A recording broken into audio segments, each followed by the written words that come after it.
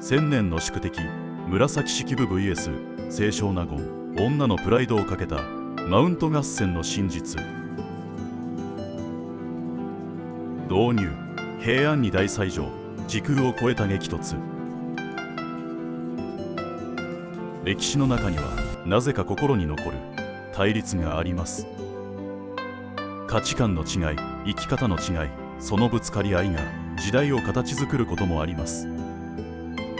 平安時代にもそんな2人の女性がいました。源氏物語の紫式部と枕草子の清少納言。同じ時代を生きながら全く違う道を歩んだ2人です。しかし驚くべき事実があります。実はこの2人、同じ宮廷にいた時期が重なっておらず、一度も直接会ったことがなかったという説が有力なのです。会ったこともない相手になぜ紫式部はあれほどの猛毒を吐いたのか。1000年経っても消えない女のプライドをかけたマウント合戦の真相に迫ります。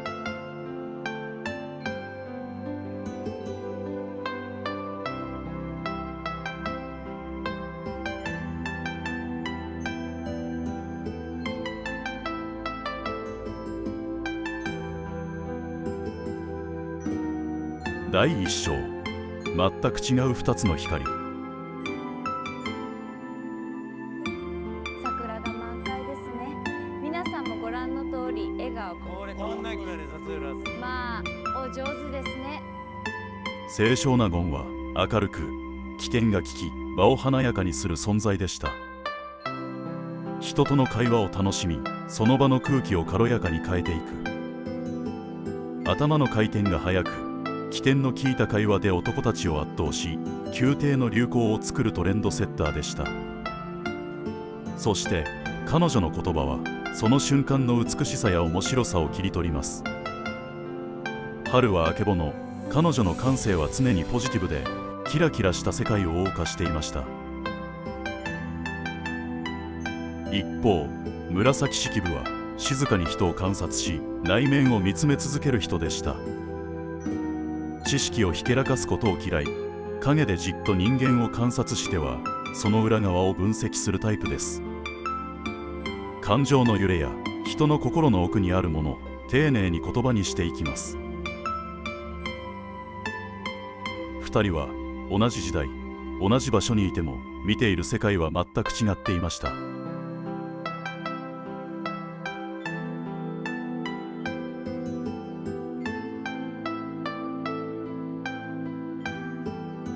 第2章、言葉の裏にあったもの。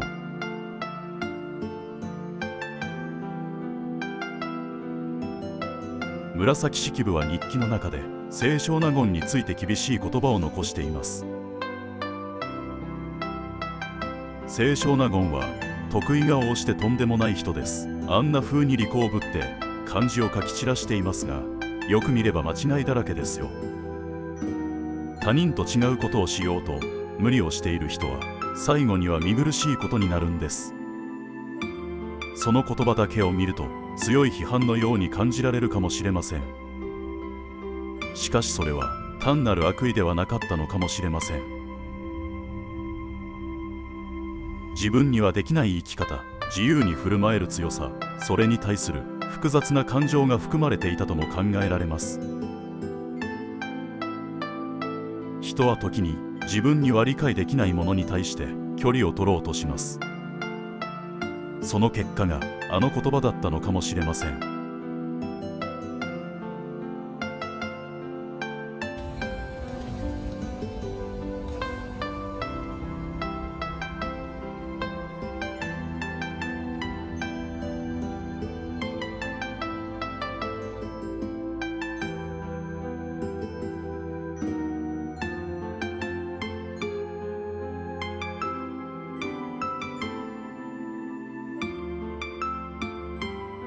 第3章、違いが生んだ2つの作品。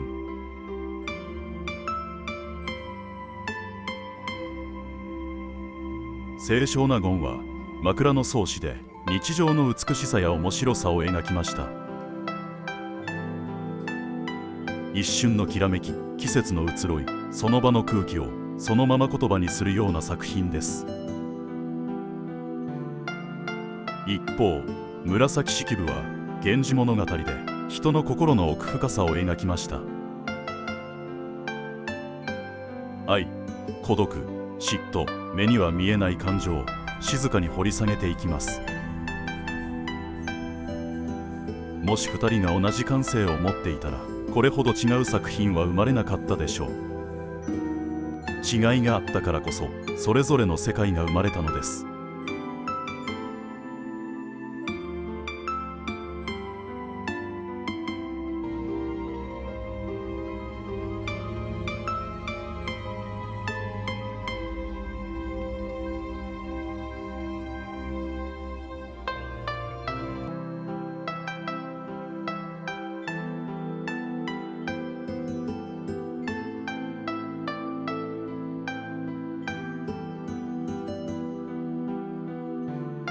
結び、違うからこそ名作が生まれた。